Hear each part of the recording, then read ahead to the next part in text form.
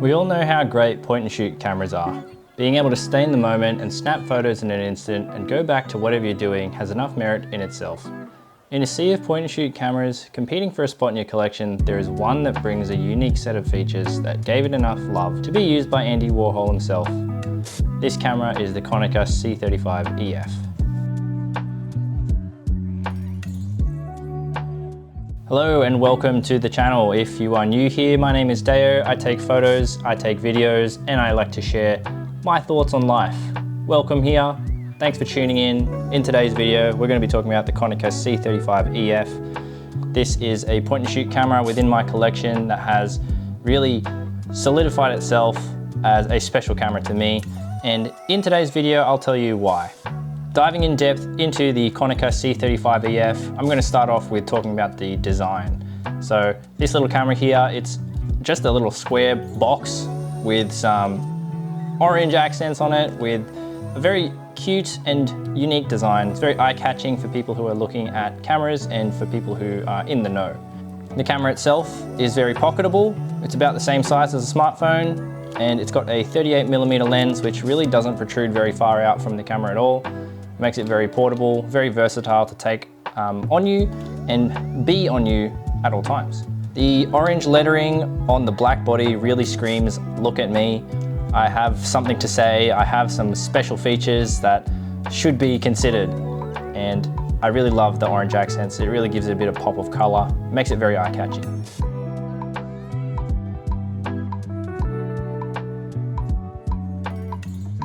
The Konica C35 has a beautiful blend of manual and automatic functions. Starting with the manual functionality, we're going to be looking through the viewfinder and talking about focus. This camera here operates under a zone focus system. If you're not familiar with zone focusing, it's essentially when you are remembering a distance between you and your subject. Konica has put within the viewfinder on the left-hand side 4 little symbols. A man with shoulders, a man with legs, and some mountains. These little symbols are kind of indicative of what the camera believes is the correct focal distance for your subject. Now, of course, it's all a bit subjective. How do you know how far away a mountain should be?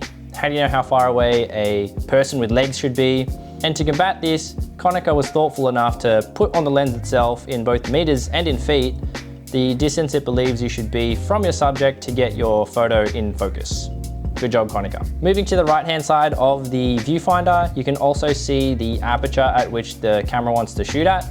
This we don't really have much control over, but it is handy to know what aperture that the image is going to be taken at, so you can adjust accordingly and kind of know what your depth of field is going to look like with the image. What is also very useful is on the right-hand side of the viewfinder, down the very bottom, you will see a real red section with a flash symbol. Now, if the needle is pointing down at this red symbol, you will know that it is time to use the inbuilt flash.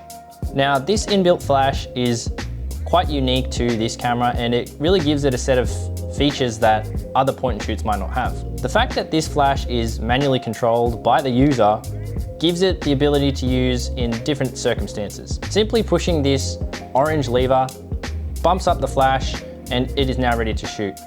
There is a orange LED just behind the flash as well to tell you that the flash is ready to fire. Make sure that this is lit so that you aren't wasting a roll in a situation where the flash is necessary. This flash is powered by 2 AA batteries too, so it's a very, very accessible battery. And I absolutely love the sound it makes when you turn on the flash itself. Moving on to the lens, we've got a 38mm f2.8 lens.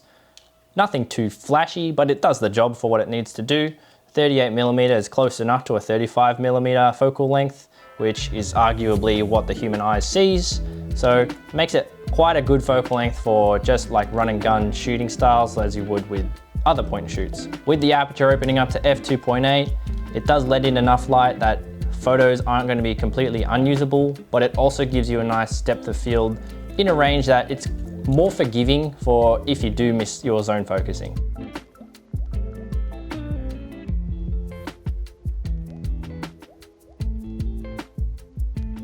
I've taken this camera to many different places. I've taken it traveling, I've taken it to portrait events, I've taken it just up and down the street to do some regular recreational shooting, but there are a couple situations where I believe that this camera really shines. The fact that there is manual control over the flash and that it is a point and shoot gives it a set of features that really works well for music photos or travel photos for the compact size, and other like party situations where you might not always want to be using the flash. A prime example of where this camera fits in very well, and a place where I always take this camera, is when I'm taking photos at music festivals or concerts.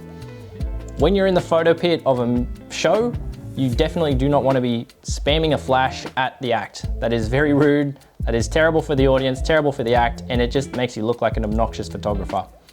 The fact that I'm able to turn the flash off when the act is on stage, but have the flash on when I'm backstage and taking some like BTS photos for them or just photos backstage, makes this camera awesome. Nice and small, so it's not too cumbersome on top of any digital gear I might be taking to take to these concerts. And it allows me to shoot, film, and capture those maybe not as glamorous moments in between the set itself. Party photos, this also seems to work very well. Not as great as fully automatic flash cameras, that's for sure, but the fact that you're able to just hand this over to somebody and get them to focus it and say, yeah, look at this, look at the pictures on the left, match it up like that. It does open up this camera to be used by beginners or people who aren't as photographically inclined. So this has been a great party camera as well. So, the Konica C35 EF, should you go and get one?